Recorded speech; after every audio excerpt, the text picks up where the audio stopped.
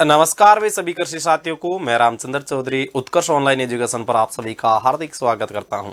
आज अपन बात करने वाले हैं कुछ विशेष सेशन के बारे में। सेशन ये रहेगा कि जो स्टूडेंट है जिन्होंने 12th एग्रीकल्चर इस बार पेपर दिया है, तो इसके आगे वो क्या क्या कर सकता है, उसके लिए क्या इसका रोड मैप्स रहने वाला है, इसके बारे में आज एक विशेष चर्चा करने वाले हैं।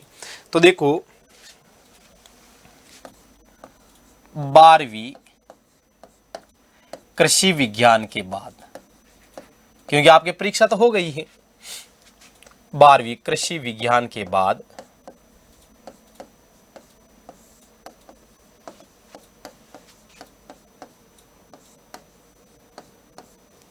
का रोड मैप, आप कौन से सेक्टर में जा सकते हैं, तो आपके लिए किस किस चीज के दरवाजे खुले मिलेंगे।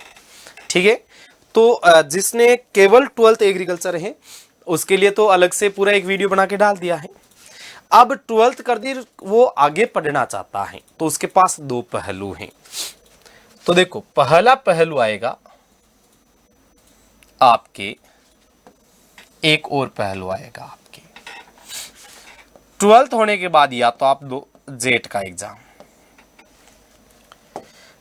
का एग्जाम दोगे तो आपके रहेगी यूजी यानी कि बीएससी ऑनर्स एग्रीकल्चर रहेगी। ठीक है,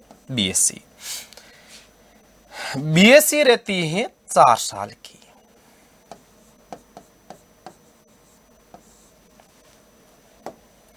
बीएससी होने के बाद में आपको एग्जाम देना पड़ेगा प्री पीजी का।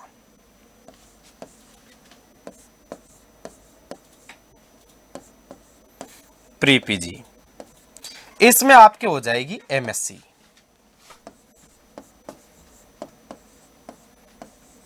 ये रहेगी 2 साल की।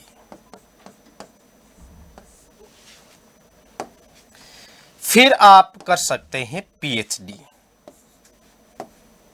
डॉक्टरेट, ये रहेगी 3 साल की। जब आप एमएससी एग्रीकल्चर कर लेते हैं तो इसके बाद में आपके लिए एक रास्ता और खुल जाता है। इसके लिए 2 रास्ते खुलते हैं यहां पर आपके। एक तो आप कर सकते हैं बीएड, ये रहती है 2 साल की। एक आप एमएससी करके दे सकते हैं नेट का एग्जाम। अब आप यहां 12th जेट में की, आपके 12th की एग्रीकल्चर से, तो वहां आपके कृषि प्रशिक्षकार लेब असिस्टेंट का विकल्प था। अब आपने जैसे ही बीएससी एग्रीकल्चर की तो आपके लिए देखो क्या क्या स्कोप खुल गए हैं आपके लिए। W, IFFCO, KRIBHCO, national seed corporation और अदर स्टेट है ना, अदर स्टेट, मैंने ओएस लिखा, यानी कि अदर स्टेट के जो भी एग्रीकल्चर के एग्जाम आते हैं कॉम्पिटेटिव, लगभग बीएससी के स्तर के रहते हैं, लगभग। ठीक है, तो आप इनमें जा सकते हैं। आपने एमएससी एग्रीकल्चर किया है तो आपके लिए एक विकल्प और एक्स्ट्रा खुल जाएगा, एओ का। और सेंट्रल गवर्नमेंट अदर स्टेट इसमें भी रहेगा, सेंट्रल गवर्नमेंट और अदर स्टेट इसमें भी रहने वाला है, ओएस और central government CG. Agriculture officer AO का आपके इसमें विकल्प खुल जाएगा। अदर स्टेट में खूब वैकेंसी आती है एमएससी स्तर की, सेंट्रल गवर्नमेंट में खूब वैकेंसियां निकलती है माइनर पदों पर। ठीक है, छोटे कम पदों पर आती है, लेकिन भर्तियां आती है। अब जैसे ही आपकी एमएससी और बीएड कर ली, तो आपने एमएससी और बीएड की है तो आपके लिए कृषि व्याख्याता का रास्ता खुल जाता है। कृषि व्याख्याता का रास्ता खुल जाता है। अब एमएससी और नेट, अगर आपने नेट क्वालिफाइड कर लिया तो आप असिस्टेंट प्रोफेसर बन सकते हैं, यानी कि एपी बन सकते हैं सीधे यूनिवर्सिटी में। अगर आप एमएससी और नेट क्वालिफाइड कर लिया तो भी एपी बन सकते हैं, और अगर आप एमएससी और पीएचडी कर लिया तो भी आप इसमें क्या है, एपी बन सकते हैं। यह आपके एग्रीकल्चर में आगे कितने साल का टाइम लग रहा है? दो, दो चार, चार और दो छः, छः और दो अगर साल यहाँ खपाओगे तो 8 साल का रास्ता है। 8 साल भाई सब्र करना पड़ेगा और सब्र का फल हमेशा मीठा रहता है। सब्र का फल हमेशा मीठा रहता है। अगर किसी का घर अच्छा सक्षम है तो वो पीएचडी भी कर सकता है। बस ये डिपेंड करता है कि भाई किस उम्र तक पढ़ा जाए, किस उम्र में कमाया जाए। ये वक्त तय नहीं करता है, यह घर के हालात तय करते हैं। जिस हालात में आप रह रहे हैं उस हालात में आप पढ़ाई भी कर सकते हैं और उस हालात में आप एक अच्छा इनकम का स्रोत जिसके लिए आप नौकरी की तैयारी भी कर सकते हैं। तो ये डिपेंड करता है इन पे। तो यह आपके एग्रीकल्चर का रिलेशन रहेगा। अब जो दूसरा रास्ता है ये रहेगा यहां आपके वेटनरी का, veterinary AHDP, animal husbandry development programme का। यह रहती है 2 वर्ष की, यह रहती है 2 वर्ष की।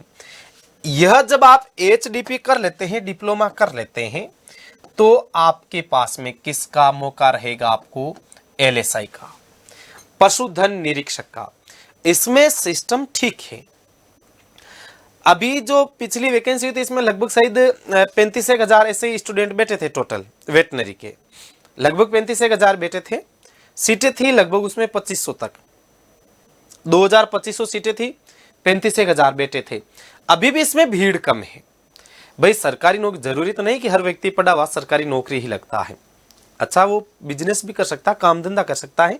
तो इसमें अगर फील्ड की प्रैक्टिस अच्छी है, जिसकी फील्ड प्रैक्टिस अच्छी है वो एलएसआई में जा सकता है, अच्छा खासा पैसा भी कमा सकता है, घर के पास रह के या घर से दूर जाके भी ये काम कर सकता है।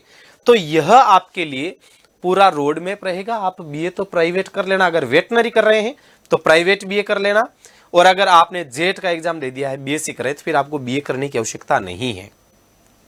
तो ये पूरा का पूरा आपके लिए जो भविष्य निर्धारित करेगा ये इसी में से चलेगा। अब डिपेंड करेगा कि आप अपना भविष्य किस सेक्टर में चुनना चाहते हैं। यह चला जाएगा पशुपालन विभाग में और यह रह जाएगा इसमें कृषि विभाग में। ठीक है, तो अगर आप अपनी तैयारी मजबूत करना चाहते हैं तो भाई अभी ध्यान रहे, उत्कर्ष में चल रहा है हैप्पी होली जो ऑफर है उत्कर्ष का। तो इसमें एग्रीकल्चर के सभी ऑनलाइन कोर्सेज पर मिल रहा है आपको अप टू 90% डिस्काउंट, साथ में 6 महीने एक्स्ट्रा कोर्स वैलिडिटी। मौजूदा कोर्स की वैधता बढ़ाने पर मिलेगा 25% एक्स्ट्रा डिस्काउंट। 6 मार्च तक ये ऑफर है। यूपीए जीटीए का बैचेज मिल जाएगा, आरपीयूटी का लाइफ फ्रॉम स्टूडियो बैच मिल जाएगा, एलएसआई 2.0 है, एलएसआई 1.0 बैच अवेलेबल है। ऑफर समान है। एग्रीकल्चर सुपरवाइजर का एमसीक्यू बैच है, 90 डे पावर बैच मिल जाएगा, टारगेट बैच जयपुर मिल जाएगा, 4.0 बैच मिल जाएगा life from studio. Offer same है 90% तक का। Agriculture supervisor life from Jaipur classroom है, लाइफ फ्रॉम जोधपुर क्लासरूम मिल जाएगा, मास्टर पास मिल जाएगा एग्रीकल्चर का, निर्मल बैच भी अवेलेबल रहेगा कृषि पर्यवेक्षक का। जेट 2.0 बैच मिल जाएगा, जेट का 180 दिन टारगेट बैच है, जेट 2026 का एमसीक्यू बैच भी अवेलेबल रहेगा जो फाउंडेशन बैचेज है। 11-12 जेट का कॉम्बो बैच है 12 महीने वैलिडिटी वाला, 11-12 कॉम्बो जेट है 24 महीने वैलिडिटी वाला, 12th और जेट का कॉम्बो मिल जाएगा, जेट और सुपरवाइजर का भी कॉम्बो बैच अवेलेबल रहेगा। ऑफर सब समान है इनमें। फास्ट ग्रेड का बैचेज मिल जाएगा, इसमें एग्रीकल्चर और जीके का पेपर फर्स्ट और सेकंड दोनों अवेलेबल रहेगा। केवल पेपर सेकंड चाहिए लाइफ फ्रॉम स्टूडियो तो भी उपलब्ध है। वीओ का कोर्स मिल जाएगा, यूपीपीएससी वीओ का रिकॉर्डेड और लाइव मिल जाएगा, राजस्थान में क्रैश कोर्स मिल जाएगा वीओ का। तो भाई सभी साथियों को हैप्पी होली।